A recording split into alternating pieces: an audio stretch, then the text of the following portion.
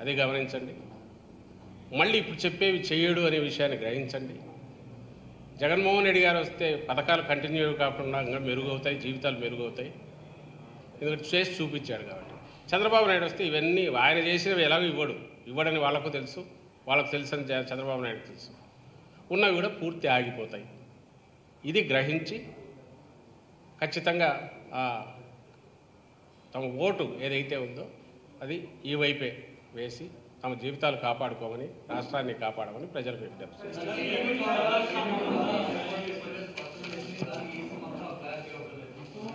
ఏమండి,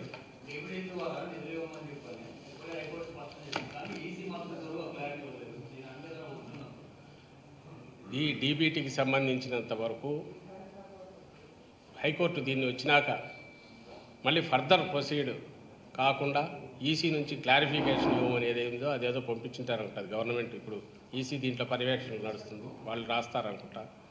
కానీ ఖచ్చితంగా ఈసీ నిన్న క్లారిఫికేషన్ అడగడంలోనే మీరు గమనిస్తే దాంట్లో మీడియాలో చూసింటారు.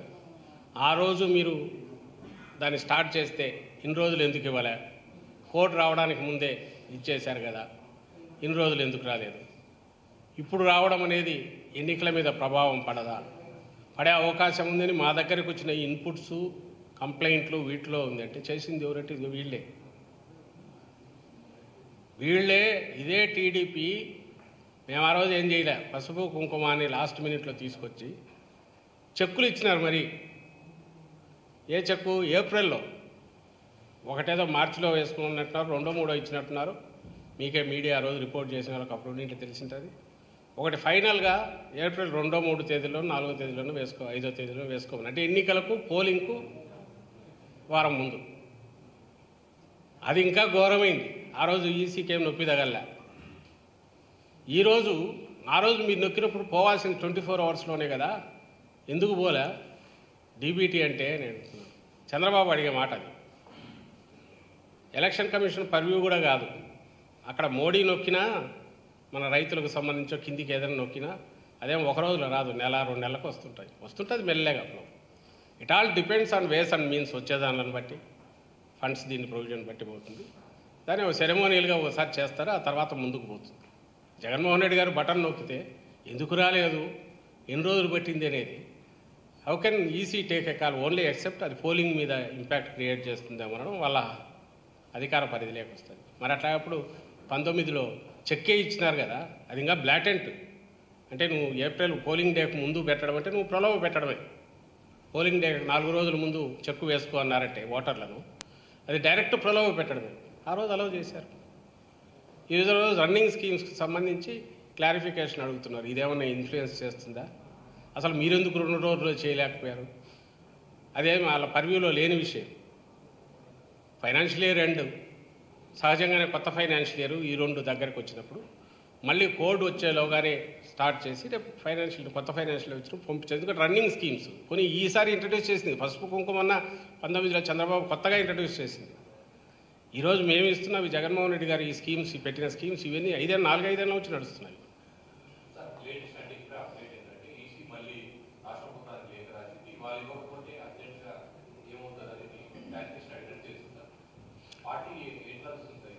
ఖచ్చితంగా ఇది తెలుగుదేశం పార్టీ బీజేపీతో పొత్తు పెట్టుకొని రేపు ఫ్యూచర్లో ఎట్లుండబోతుంది స్టేట్ పరిస్థితి అనేది ఇప్పటి నుంచి చూపిస్తుంది. వీళ్ళు పోయి అక్కడి నుంచి ప్రెషర్ తీసుకొచ్చి ఏం చేస్తున్నారో తెలియదు. కానీ కోర్టు పర్మిషన్ ఇచ్చి విండో ఓపెన్ అయినా కూడా మళ్ళీ అక్కడ వెళ్ళి ఏమైందో తెలియదు. క్లారిఫికేషన్ మేము అడిగిన క్లారిఫికేషన్ ఇవ్వండి, తర్వాత మేము ఇచ్చే డైరెక్షన్ బట్టి పోండి అనేది ఈసీ నుంచి వచ్చినది అని నేను టీవీలో చూశాను. పొద్దున్నే ఇట్లా వచ్చిందని చూశాను. అంటే ఏంటి, నిన్న అడిగిన దానికి క్లారిఫికేషన్ మొత్తం కోర్టులో జరిగినాయి ఆల్రెడీ. దానికి సంబంధించి పొజిషన్, ఎవరి పొజిషన్ ఏదనేది ఇప్పుడు దీని మీద క్లారిఫికేషన్ వీళ్ళు ఇస్తే దాని మీద డైరెక్షన్ సాయంత్రం రేపు అయితే కోర్టు విండో క్లోజ్ అయిపోతుంది. అప్పటికి ఈ దుష్టమే, ఈ చండాలపు ఆలోచన ఎవరికి ఉంటుంది? చంద్రబాబు నాయుడు. పోనీ మేము పెట్టింది, గవర్నమెంట్ ఏమన్నా పెట్టింది ఈరోజు పెట్టిందే ఈసీకి? 20 రోజుల క్రితం పెట్టింది.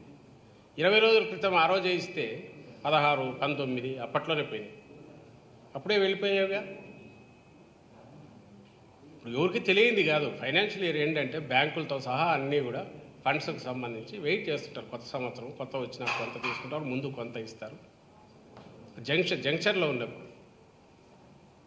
And EC doesn't have it's not competent, అంటే గవర్నమెంట్ ఎట్లా చేయాలనేది క్వశ్చన్ చేసేది కూడా. పోనీ ప్రాక్టికల్గా చూసినా దీనికంటే ఘోరమైన చంద్రబాబు నాయుడు ఆ రోజు పసుపు కుంకుమ చెక్ ఇచ్చింది ఏప్రిల్లో అదే పనిగా ఏప్రిల్లోనే దాన్ని ఎన్కాష్ చేసుకోండి, అంటే కొత్త ఫైనాన్షియల్ ఇయర్ వచ్చినాక చేసుకోండి. ఆయన కూడా ఆ రోజు డబ్బు లేదు కాబట్టి కొత్త ఫైనాన్షియల్ ఇయర్ని అనుకుని పెట్టిండొచ్చు. బట్ అది ఇంకా డైరెక్ట్ ఇన్ఫ్లుయెన్స్ చేస్తుందిగా చెక్ ఇవ్వడం అంటే పోలింగ్. మరి ఆ రోజు ఎందుకు క్వశ్చన్ చేయలేసి తెలియదు. బహుశా దాని మీద ఇప్పుడు ఈసీ పరిధిలోకి వస్తుంది కాబట్టి వీళ్ళు క్లారిఫికేషన్ ఇస్తారనుకుంటారు. ఒకవేళ అది ఈవినింగ్లోగా కాకపోతే వాళ్ళు ముందు కమిట్ అయినట్టు ఈసీ 13 తర్వాత చేసుకోమనింది కాబట్టి 14, 15 చేస్తారు. దానివల్ల ఏమిది కాదు. కానీ వీళ్ళ ఇలాంటి నీచమైన ఎత్తుగడలు ఎంతవరకు పోతారు, ఈవెన్ ప్రజలను ఇబ్బంది పెట్టడానికి కూడా పోతారు. ఇది మా పార్టీకో మాకు సంబంధించి